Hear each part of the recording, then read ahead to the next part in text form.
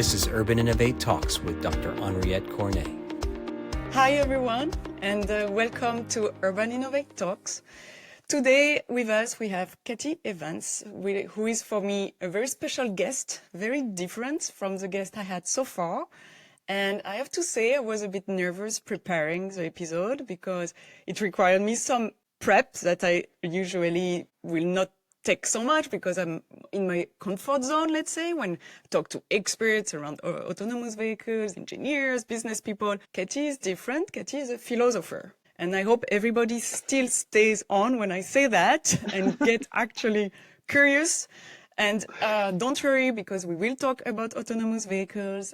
We will talk about AI. That's really a topic I want to dig into detail, especially ethics around AI. And just a word to introduce Katie. So Katie has a PhD from the Sorbonne University, and she focused her work back then on ethical decision processes of autonomous vehicles. So here you go. There is a connection.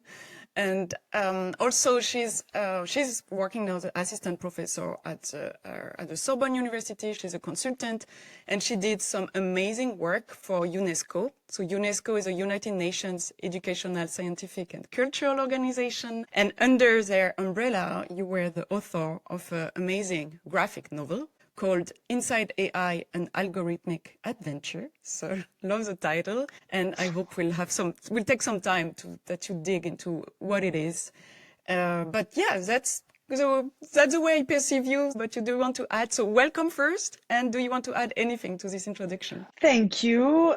No, that was really lovely. Like I said, maybe in my consulting, I mentioned, since we're talking about mobility, that on behalf of the IEEE, I represent them at the United Nations Economic Commission for Europe, UNECE, which is responsible for global harmonization of vehicle regulations. So yeah, nice that you mentioned the work at the United Nations around harmonization of regulations, because it's actually where we met at a meeting from WP29, the GRVA.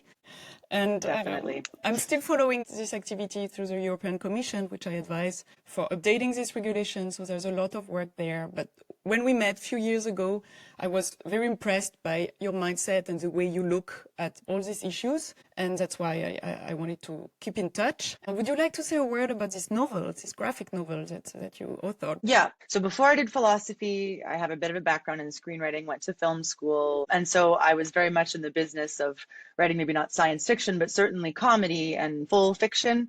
And so then getting the remit to do the graphic novel was incredible for me. I think it's still the most rewarding project I've ever done, but it was also the most challenging because despite having skills as a subject matter expert from the AI side and skills as a screenwriter, it's very difficult to actually engage in science fiction when you're writing AI literacy, because you're always trying to explain something and make it accessible, and it's very difficult not to traffic in your own values and views as you do that. And so, yeah, a good friend of mine helped me write this. He's a screenwriter too. His name is Max Shabat.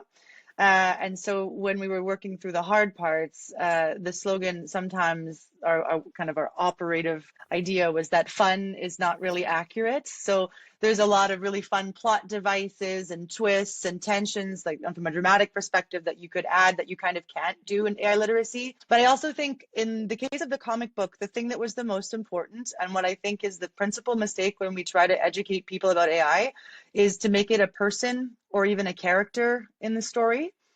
Now, it's an open question what AI is, if it's an object, a subject, a substance, whatever, right? But the problem is having a cute little AI robot that explains itself and justifies itself kind of humanizes it. And from a scientific perspective, that's not accurate. Yeah. And this personification, right? We give AI like a mind, like a consciousness that it doesn't have. That's right. Yeah. Yes, and especially because when we're told stories outside of literacy, we're always supposed to attach ourselves to the characters, have empathetic ties to them, and this is what drives the plot forward, because usually the main character struggles, et cetera, you know.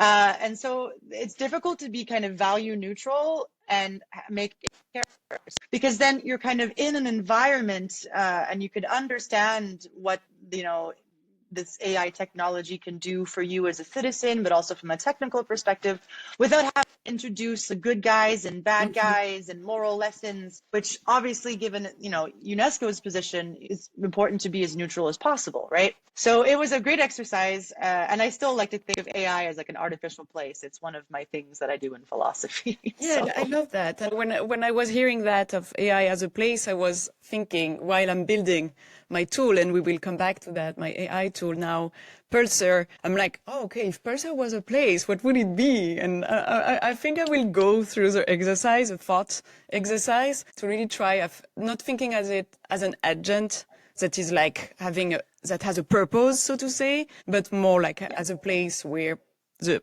public transport agencies and the city can navigate, and the AI more as a compass. Since we mentioned the personification, like we can jump in the topic now, and there is something I realized while working in the area of autonomous vehicles, that the idea is to be safer than human. So my view would be, if it is already just a little bit safer, it's already good enough, it's already better, so to say. But some people expect the zero accident, like absolutely no accident at all. And what I noticed with some other incidents or even accidents that were inducing people and AVs is how emotional people get when it is caused by an AVs. And it upsets me very much because we don't talk about all the road fatalities that happen every day. It's on the local news sometimes, if it is spectacular, but every day people are dying on our roads and we don't talk about it. And we are not shocked, etc. But you have an accident with an AVs and then it will take months in the media. We're not even very scientific. It was very emotional. So maybe it's more a psychological question than a philosophical one, but I would love to hear your view on that, and why are we getting so affected when a machine does a mistake that harm people? Yes. So thank you so much for asking this question. I love this question. And you're right. There's a psychological component that me as a normative researcher, I won't be able to meaningfully respond to.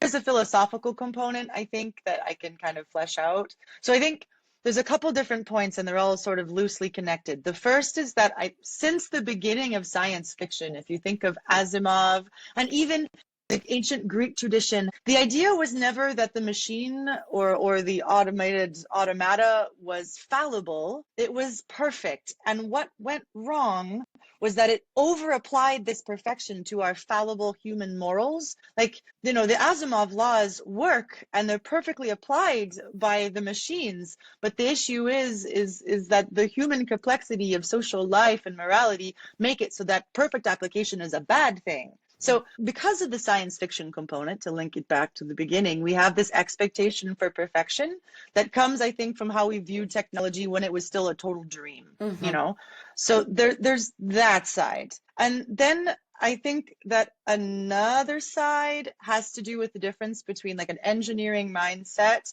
and an end user mindset. So I love talking to engineers about this question. It comes up a lot and they're always like, why do we have to be perfect? Who's perfect? There's no such thing as perfect. And they're right? Because from their perspective, I think they're trying as hard as they can just to get comparable levels of performance with humans. That's already an incredible feat, to be able to design a vehicle system that can handle the dynamic driving task in like a complex ODD. Wow, And so then they're like, well, what do you mean it has to be perfect with no accidents? And every time there's an accident, it's like the end of the public acceptability of the technology, for sure. But I think what it says for me as a philosopher is that there's more to driving than just efficiency and performance, and maybe even safety. Right? Like, I think we have to understand that people are giving up something more than just driving from point A to point B with automation. I think they're giving up like a certain amount of agency as well, right? Maybe some preferences, some freedom. Some people just drive their cars, just to think about something. I mean, this is for, ecological reasons kind of not trending right now. But in principle, people enjoy, like they find it pleasurable to drive. And it's a big expression of individual autonomy, especially maybe in the American lexicon. So I think the idea is here, if you're going to give all that up, it's not enough that it just performs as well as me, because then I should still be able to drive. It has to be that it gives me something more that compensates for this deeper kind of value loss, opportunity cost of not being able to drive myself around even more, anymore, even though from a safety gain perspective, statistically, it already makes a lot of Statistically, sense exactly. rationally, right? Yeah. Yeah. Yeah, I see that. Yeah, and it goes also another aspect, which what I realize in this type of values that we put into the discussion around autonomous vehicles, but it goes beyond autonomous vehicles. It can go also in the direction of automation in general, robotization, like having more and more automatic processes and AI replacing a lot of jobs. So the big word here is jobs, and it's threatening jobs. And a good example is the one of the bus drivers. So there are multiple reasons why public transportation is looking at automation, and I think they should even more look at the technology itself. But there is the shortage of bus drivers. There are some cost opportunities, some flexibility they can gain, etc., etc. So the list is very long, and I'm talking about it all the time. But if you speak to people outside these bubbles of experts doing automation, there is kind of, how can I describe that? People feel almost sadness, I think, or like it's maybe also fear that you remove someone, that we come to the bus driver in the morning and you say, you don't have to come to work today, your job is cancelled. And there is, no, there is a bit this dramatization coming where I don't think it's how it will happen, and it will be gradually. So first, I would like to hear your point of that. But for me also, it goes to like next question about hard jobs. Like there are jobs that exist before then, and I'm thinking things like there were people lighting lamps on the street individually, right? Before electricity came. When electricity came, all these people, they did not have any job anymore. So I'm sure these discussions happened back then, but I think it's kind of the progress that step by step technology progress replaces certain job, and it's always kind of hard to make the transition. And maybe it's easy to say because I don't see directly how it will replace my job, although I'm sure it will at some point as well. But like, why being so upset about it? You know, why from maybe a philosophical, or maybe it's also more like sociological this time. Why being so upset about this idea that a machine take over your job if your job in the first place, either the machine will do it better than you do, or also the job was hard in the first place? This is such an interesting question. Again, you've prepared such amazing philosophical questions. So yeah, okay, there's so many different ways I could attack this, and I don't want to spend forever trying to flesh it out. But okay, the moral panic, the reaction, I think that is a psychological and sociological question. But you're right. I mean, there is this kind of progress is progress narrative where, yeah, people are always going to have the short end of the stick with technological innovation, and sometimes people are going to get a little bruised, but eventually they kind of find their way. But I want to kind of maybe pick out one little part of it, and this is the idea: if it is right, like morally correct, to take those away from people, especially if automation can perform the job more safely or more efficiently, right? Because I think that's sort of the crux of the debate. Oftentimes the argument towards taking away someone's job is for this efficiency thing and this safety claim, especially in automotive. So I think maybe it's good. There's a really seminal article in computer machine ethics, AI ethics, but back in the 80s by a philosopher named James Moore. And it's called, Are There Decisions Computers Should Never Make?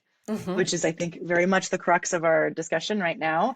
And in it, he kind of debates under what circumstances could we delegate decision-making to machines, kind of exactly construed. And he makes this distinction between decision-making under clear standards and fuzzy standards, where clear standards, it's like a game of chess. It's very clear and obvious empirically what answer is correct and what is incorrect. And so statistically, you can very much look at that and say, okay, you know, you're a good chess player because you won so many matches, and every time it's clear that you definitively won the match, right?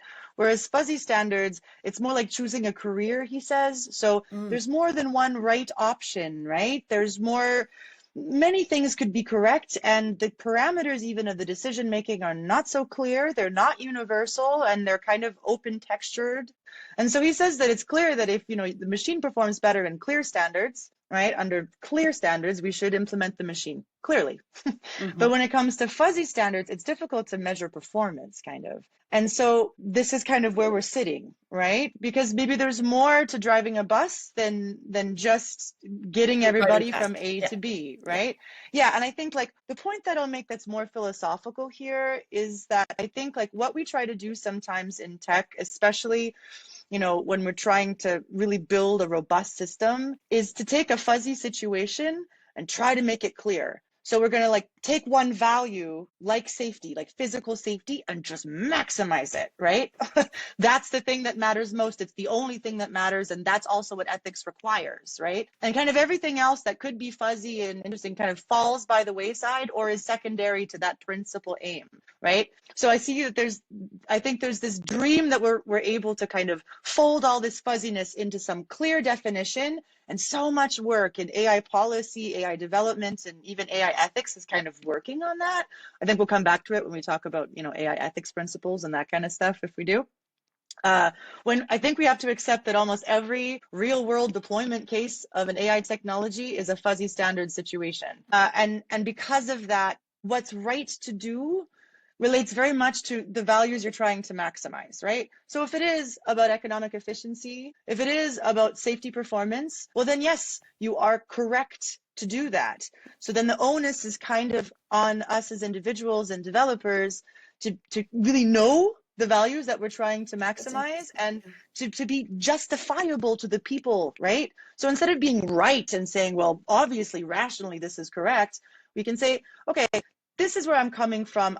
Is this justifiable to you? And then we move it from like the ethics abstract moral sphere into something more political, more community-based, right? Can you provide an argument as to why you should replace this job with automation? And is it acceptable to the people who are affected by it? Yeah, I love that. And I love it because I think when we work on this topic and the way I started working in autonomous vehicles, I asked all these questions myself at the beginning and kind of sorted them out for myself. And I went for it. But I did not have the impression there was so much debate about it. It's like everybody's having his own value on why it is meaningful to do that and push it. But sometimes when I discuss with my peers, I realize, it's not kind of the same, For me, I'm really focusing on like these flexibility aspects, of course, and cost. I know it's also a bit of a hard thing to say, but the wages of the drivers are inflexible in the way these wages are managed. And if we could shift the flexibility not only of the driving, of the way an AV operate, but on the way the human is helping out the entire service. So for me, that's where I can see like kind of optimization, but I'm an engineer, so I speak a lot of optimization.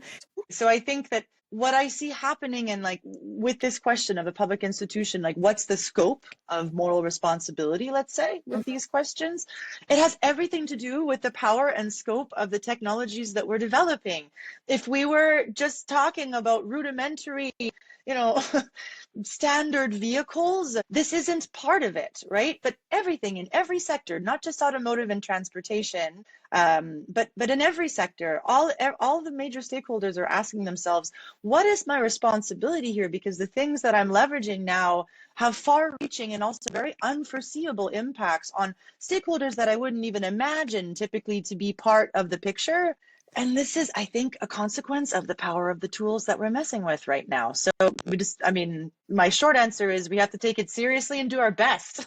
Yeah, no, it's a great answer. And I like how you put it back to these values that I think should be mentioned, should be explained, should be very transparent into what are we trying to achieve here, and seeing that as a tool and not like a goal per se.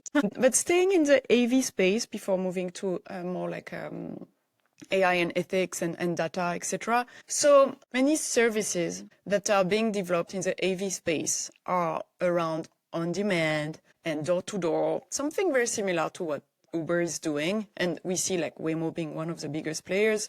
But if you move to an on-demand and a door-to-door service, you kind of go into this type of apps where you have to register, where you need some security level, so that you have to give a lot about your private data to the app, to the service like Uber, where they can control the identity of the drivers, but also the identity of the people driving. And you do the same on Airbnb, and that's how you trust the system, that people have been checked beforehand and that it's safe. But if there is this booking mindset, you will lose anonymity after a while. And this topic that you can just buy a metro ticket and jump into the metro or the bus, typically in Paris, for instance, this will not be, maybe at some point it will disappear. I don't know. I'm like questioning a bit, like if there is a risk that anonymity will disappear from our cities and from the public space. But then for me, it's almost not public anymore, if we have all our digital tag on our head of who we are. So are we getting there? What's your view? Maybe it's also, maybe I read too much science fiction there. Yes. No, I don't think you're reading too much science fiction, or if you are, I'm reading the same book. So, I think in the public transport context, yes, I think that we are shifting towards this no anonymity, no privacy, totally trackable environment. I mean, the actual transportation is part of it, but there's also the larger kind of public surveillance question. Yeah. Let's not forget all of the data collection and all that stuff that goes on with your smart devices, the Internet of Things. So the technosphere, as you would call it in philosophy of technology, is thick. It is dense these days, and it shows no sign of stopping, because I think so many of the incentives when it comes to privacy overreach come from safety, either the safety in terms of performance of automation and other systems, or safety in terms of public safety vis-a-vis other people in the environment. So this says a lot about the types of values that we prioritize. The privacy versus convenience trade-off, I really have a hard time with, and especially it's cultural, because I think in France, for instance, where I live in Paris, it's less of a thing. We have ride sharing apps and Uber, and we have, Uber Eats and all of these different platforms so that we can order everything at our whim. We have Amazon too. But I think people still go and buy their vegetables someplace. They go for walks, right? Because it's a 15-minute city, everything's accessible.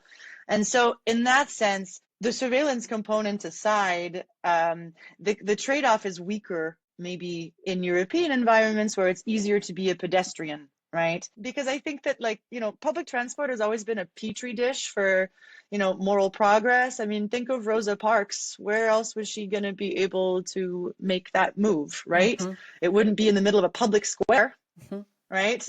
But no, I think empirically we're definitely moving away from that. And philosophically, yeah, it's one of those progress is progress changes, except for this trade-off between convenience and privacy. I really think that we should have a bit more moral ambition there, like not to call up the Wall-E example, but I feel like this is on the Wall-E long tail. Yeah. Yeah. And do we really need it? Yeah. That's a good example. Like how much are we willing to lose, so to say, just for convenience reasons? And I think that's exactly what it is about. Which type of cities do we want for later? What do we want? And is it all about convenience and safety? And life is more than just convenient and safe. So if you agree, I would like to spend the few more minutes on the topic of this tool that I'm developing called Pulsar. So it's a tool within Urban Innovate, and I say I am developing, that's a bit an exaggeration. I'm collaborating with amazing people on making this tool happen. And what it is doing is taking data from the social media space, from the surveys that exist already, or from direct feedback all around like public transportation or urban mobility in general, how people experience transportation in a city, collecting all this data, using my own IP sorting on this data with the support of AI, and then profiling. My goal is really to classify all of us into like travelers. So are we car regular users? Are we transit captives? Are we rarely mobile? Are we transit potential, occasional, etc.? And I have all these profiles defined. That was part of my PhD thesis. And back then, everything was made manually. And now I thought, okay, with the coming of AI, I really want to put that in a tool together that could be useful for cities to better understand not only their riders, not only the people using public transit, but also those who aren't. So that's the big challenge I've put there, and later can do forecasts on revenue, on ridership. So there are the potential of the tool, I think, are huge, and I'm like selling myself here and the tool. But thinking of AI, and also it was following it was following a talk from you that I watched recently. I realized that the way I design Pulsar for now, I have my theoretical background. I'm a scientific by training.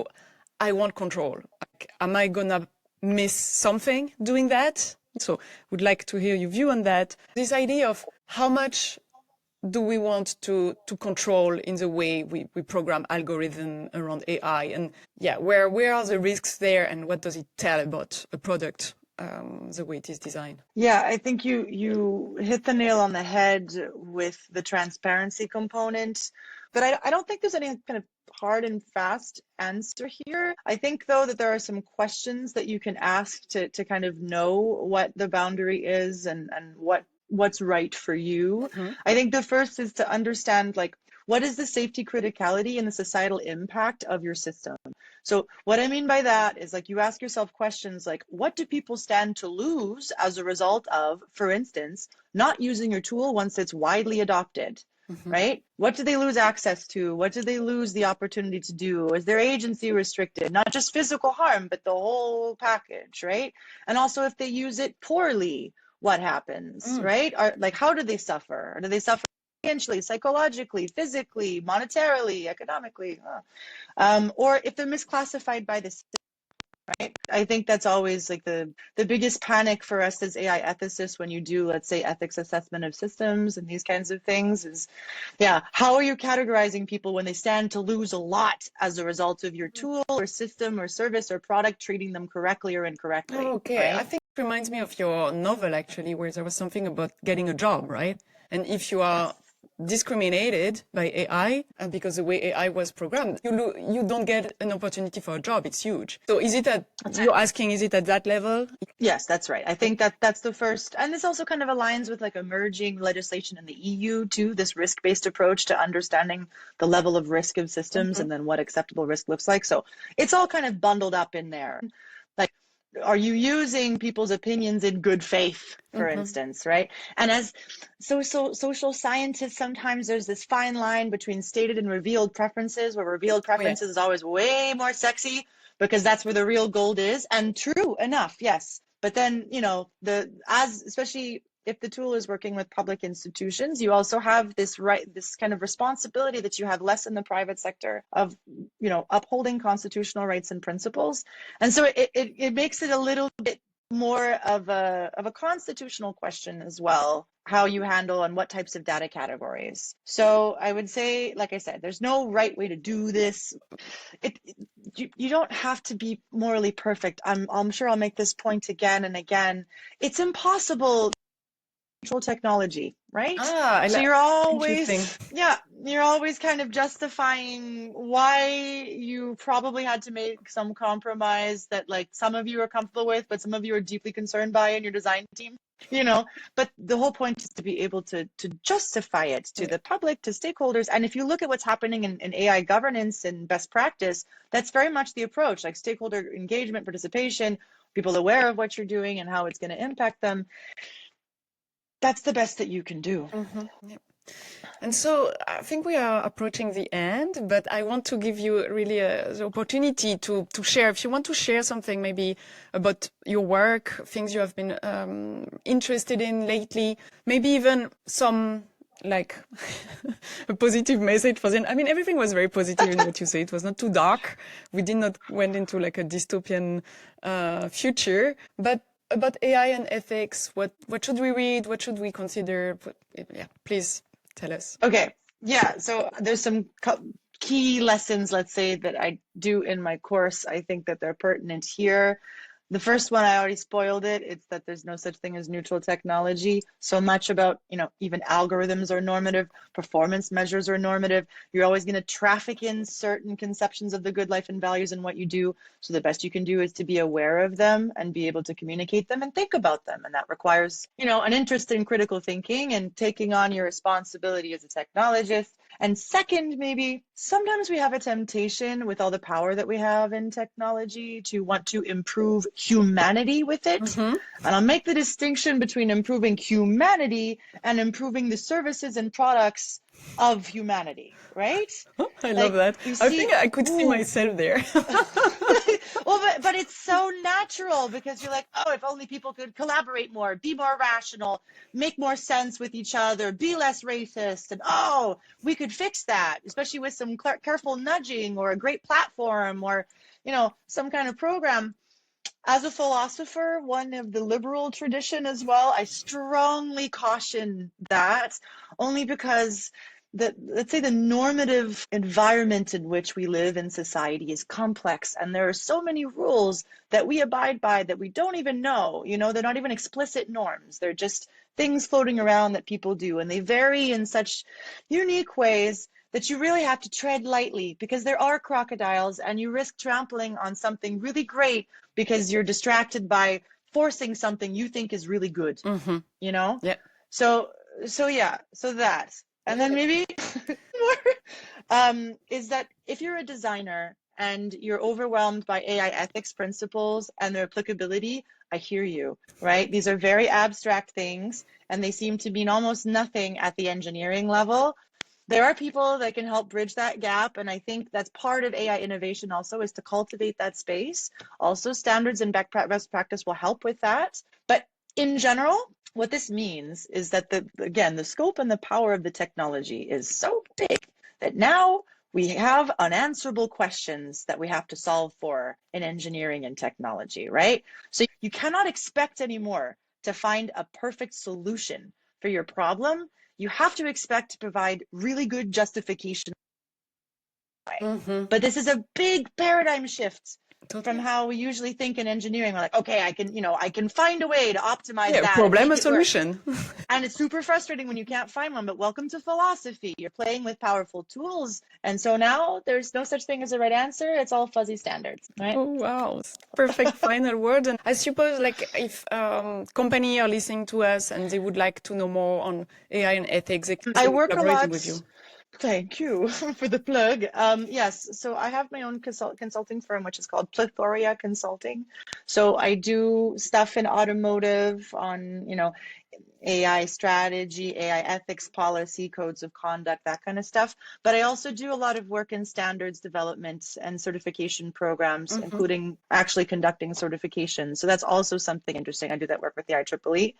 And so it kind of varies, but the idea is just to kind of, get people to start thinking about these concepts and not being so afraid of them, and kind of working that into a workflow, whether that's from a technical perspective or from an organizational governance perspective as well, because you kind of need both, right? Mm-hmm. You have also a newsletter, which I also recommend Yes. subscribing to. So you need to be a bit like awake while reading. It's not like something you scroll very quick through. So everything Yeah. you shared today anyway was very high level. And thank you so much for educating us, if I may say, for bringing so much light on these difficult, tricky topics that as engineer, maybe we tend to push a bit aside and think that it will be resolved by itself. But no, I'm very happy we had this conversation. I'd love to have you again on Urban Innovate Talks. And let's continue the conversation soon.